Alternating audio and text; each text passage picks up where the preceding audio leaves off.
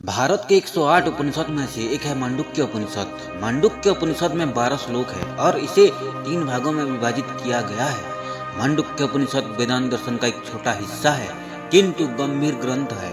इस उपनिषद में चेतना की प्रकृति और पवित्र ध्वनि ओम पर ध्यान केंद्रित करता है। यह चेतना की 4 अवस्थाओं का अन्वेषण करता है, जागृत, स्वप्न, निद्रा और शुद्ध जागरूकता की। यह चेतना की 4 अवस्थाओं का अन्वेषण करता है, जागरूक, स्वप्न, निद्रा और शुद्ध जागरूकता की।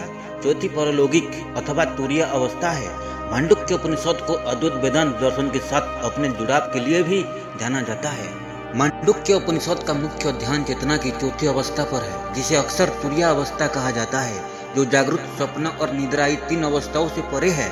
इस अवस्था शुद्ध परम चैतन्य रूप में वर्णित किया गया है, जहाँ स्वयं की पहचान ब्रह्म परम वास्तविकता के साथ की जाती है।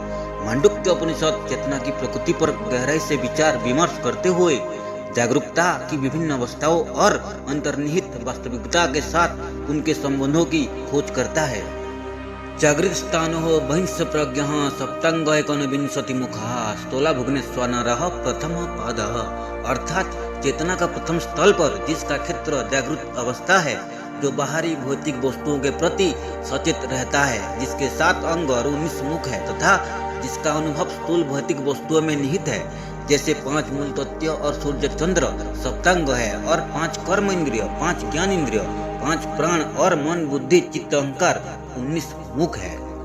स्वप्नवस्थानो अंतः प्रज्ञा सप्तंग एकोनविंशति मुखा प्रवक्ति भूत्वे जो द्वितीय पादा। अर्थात चेतन का दूसरा चरण है तेजस, स्वप्न अवस्था कहा जाता है, जो आंतरिक विषय के प्रति सचेत है, जिसके 7 अंग और 19 मुखा है तथा जो सूक्ष्म विषयों को अनुभव करता है। हम इसे वर्चुअल मोड भी कह सकते हैं। यत्र सुप्तेन कंचन काम कामयते कंचन स्वप्न पश्यति तत्सुसुप्तम ससुप्तस्थाने कनीभूतः प्रज्ञा घन एवं आनंदमयी द्वंद्वभूतं स्वते मुखा। अर्थात ये निद्रा अवस्था है, जिसमें सोने वाले की किसी भी विषय की इच्छा नहीं होती और ना ही वह कोई स्वप्न देखता है और ना ही वो बाहर भीतर कुछ भी अनुभव करता है। ऐसा सर्वस्वरः ऐसा सर्वज्ञ ऐसा अंतर्मेष योनि सर्वस्य प्रभव्यो ही भूतानाम। अर्थात चेतन का चौथा चरण है तुरीया और समाधि। यह हम सबका स्वाभाविक असली अवस्था है, अर्थात संपूर्ण भौतिक और अभौतिक ब्रह्मांड का अनुभव है। इसी अवस्था को परम चैतन्य या परमात्मा का अवस्था कहा जाता है। इसी अवस्था ही सर्वज्ञ है, अंतर्ज्यामी है। कॉन्शियसनेस, सब consciousness, unconsciousness and last supreme consciousness, जागृत, स्वप्न, निद्रा एवं तुरीया रेस्पेक्टिवली।